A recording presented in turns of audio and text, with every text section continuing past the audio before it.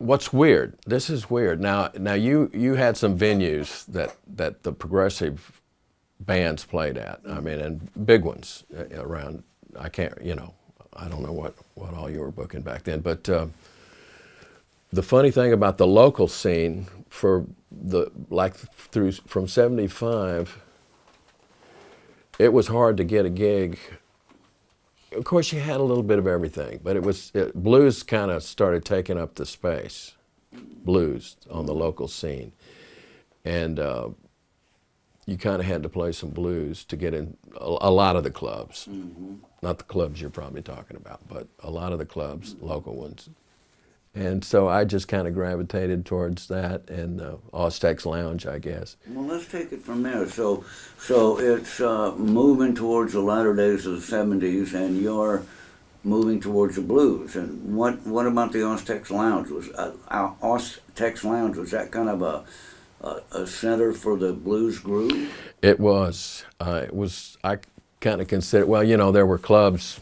You remember the Charlie's Playhouse on the east side, of course. Blues had been around forever over there. Good stuff.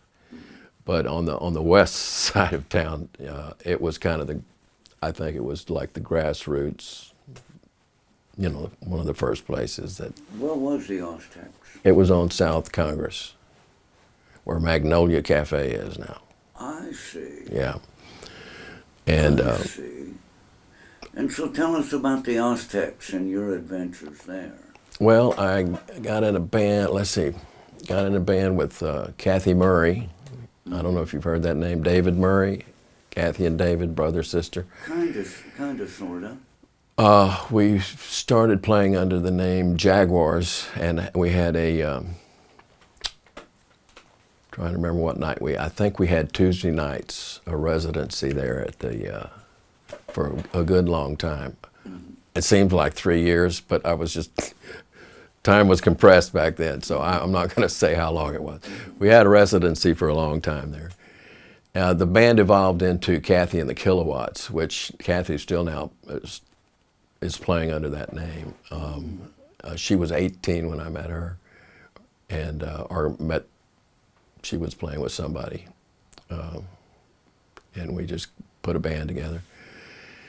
Anyway, Doak Shart, I don't know if you've heard that name. He was in the Jaguars but left, and the Kilowatts became more or less a three-piece band. Mm-hmm. And I think it still is. Who was playing guitar? Al Gilhousen. Mm-hmm. Al went on to play with Rotel and the Hot Tomatoes. I believe he was the first guitar player. Was he a big, tall guy? Real tall guy, yeah. Oh, yeah, sure. Yeah. I remember him. Used to work at Wiggy's Liquor. Yeah.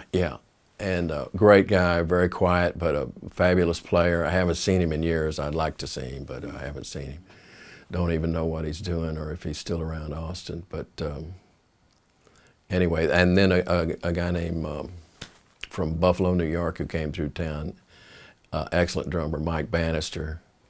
Yeah, and I really started getting into it there, but it was just, Mike didn't stay long. He went on to the West Coast looking for fame and fortune, I think, and that bummed me out. I like playing with him a lot.